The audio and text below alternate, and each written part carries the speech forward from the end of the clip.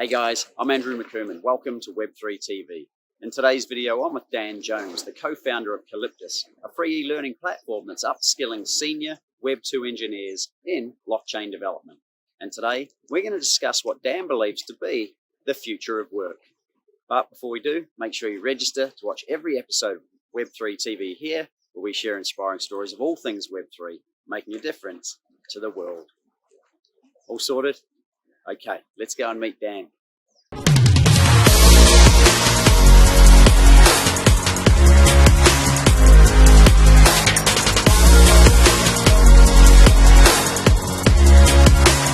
Dan, with the massive technological developments occurring in today's world, and particularly in Web3, what do you actually see as the future of work for society? Well, humanity is probably the better way to put it.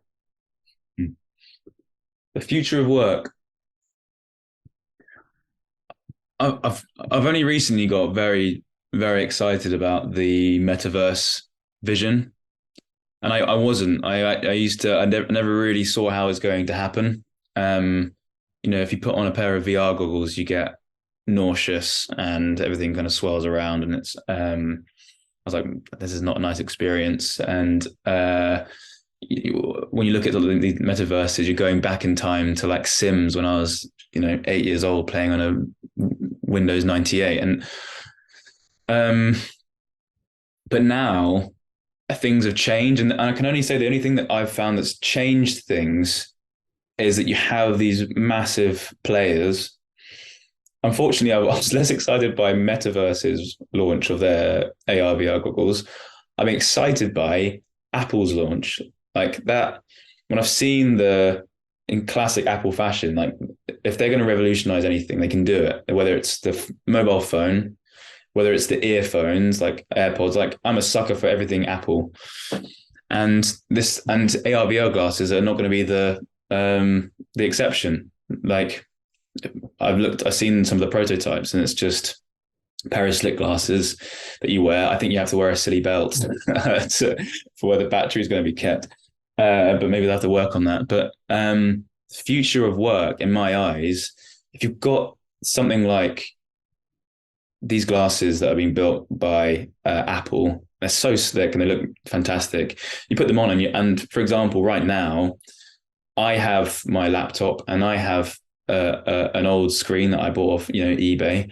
But realistically, you wear these glasses and you'll be able to stare at a wall and you'll have 6 different screens that are just there that you can work on with your touch type pad, all because it's going through your vision. So for me, the future of work, I think that's really, really exciting where things could move to, because a lot of people talk about it from like a events perspective, metaverse in terms of brands and things like that. But I'm excited by what it could do for productivity and efficiency in the workplace using AR VR. So that for me is like conceptually what I'm excited for in terms of future of work. I think more from a less kind of abstract and far-reaching view, just decentralized work. So what we find is most interesting for Web3 roles that we're currently providing is just there's no bureaucracy. So when it comes to Web3, the future of work is if you come from a corporate on Amazon or Meta, and there's all these layoffs right now that's happening, you're part of what is naturally part of the community of Web3, which is flat, egalitarian, everyone's working together in a decentralized network to build something that's really exciting. And so if you want to get, if the future of work is that, then I'm a part of that. I really like the idea of having this kind of flat bureaucracy where everyone's valued by their responsibilities and what they do. Remote first. So being decentralized, being able to work from anywhere. I think we've all adjusted from that since COVID. And, I was thinking recently how you used to meet everyone in person, literally for a meeting, and sometimes you have a phone call, sometimes you have a Zoom. And now it's just 100% everything we do. It's kind of almost dystopian in a way. But this is how the world is now moving to, and you can build communities, culture. You can give anyone around the world a job. We're hyper connected now to build amazing teams from anywhere in the world, and be able to build in a remote fashion. I almost think that like it's that is the future. I do think that people still need to have personal contact, and you need to meet up with individuals. Maybe it's a case that you have siloed groups of people in different areas of the world where they can meet up in kind of office spaces, in teams 1-2 days a week. Myself and my co-founder, we make sure to meet up at least once a week, co-working space. But yeah, I think that's the future of work, that we're appreciating this kind of new norm where it's remote first. And I think the very future will be when we're building AR VR glasses to help increase efficiency. And generally speaking, with Web3, community focused, where there's no bureaucracy, it's a lot more flat, and you feel more valued than you do as a small cog in a big machine like corporates. Brilliant. So more productive, more collaborative, more valued, more freedom. What's that going to do for our leisure and our life? What's it going to do for our leisure and life? I mean, from my perspective, like, when I had to commute an hour every day in the morning, an hour every day back, I've lost 2 hours of work. And maybe because as a founder, that to me is like, that is gold dust. I've got another hour or two back in my day to do something, but also I now have time to make time for the gym or go for a run. It's I almost feel like it's done a lot for giving us more time. If you commuted every day, the last thing you want to do is think that you can go for a run or stay active. It's quite a lot. So it's made things a lot more flexible for life, I would say.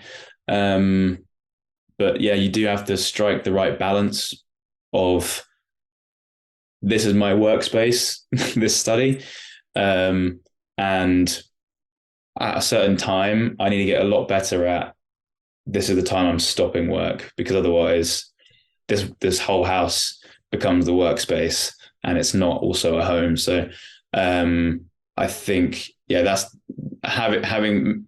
being a lot more disciplined in your own boundaries of, this is my work time and this is my leisure time.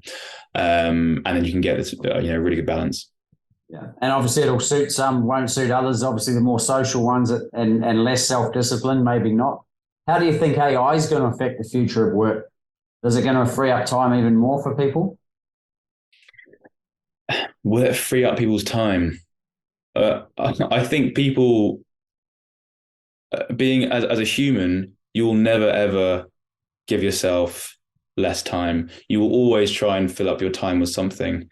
And so, we'll solve a problem with AI and then we'll find another problem to worry about.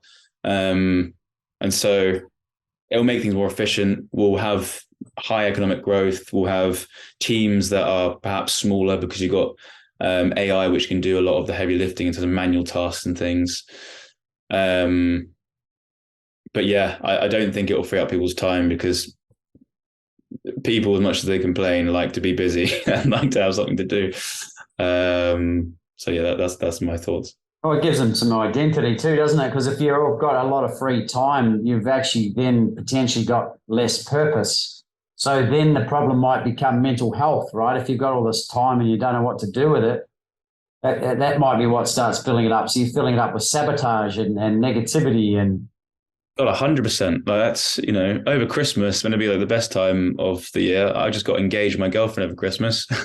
As soon as work stops, you finally have stuff to focus on your own mind. You're like, oh God, no, got to think about that now. I got to think about, social pressures. You got to think about everything else in your life, family, friends. And so, yeah, it's a distraction. And often I find I really enjoy being focused and being in, like, I wake up on a Monday morning, ready for the day. Usually when I was in a job before, I would get Sunday blues. Oh, I've got to start the week. I can't be arsed with this. And now I'm in this point where I start my job and I cannot wait for Monday because I've got a plan and a vision. So when this stuff slows down over Christmas, I finally start thinking about other things. And you start, like you said, sabotaging and so it's a curse and a blessing.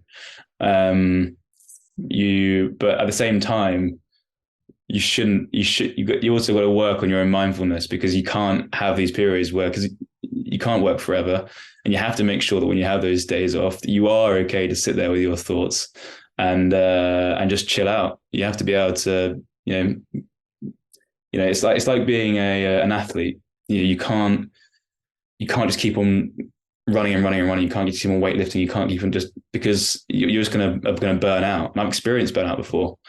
You have to make sure that you take time off, you rest, and you go back again. And during those resting periods, you've got to be okay with that. So yeah, I'd say trying to get that balance is key. Very intriguing conversation, isn't it? So guys, if you're watching this and you're feeling you'd like to add to the conversation, leave your comments below. We'll get back to you with our thoughts as well. And guys, if you haven't seen it already, we've done a fantastic interview with Dan and his company Calyptus, which we'll put the link up there for you, where we talk about how he's bridging the gap between Web 2 and Web 3 by bringing on all the senior Web 2 engineers into the Web 3 space with a free education platform that's then getting them placed into Web3 based companies. So that's another thing. If you're interested in that type of thing as well as an occupational thing, make sure you check that out as well. As always, Dan, really appreciate your advice, your insight, and your wisdom. Look forward to having a long-term future with you and an ongoing basis of sharing some of this gold. Yeah, definitely. No, I've really enjoyed it. So definitely want to come back on. Yeah, well, we'll see you soon, mate. We'll see you in the next video. All the best.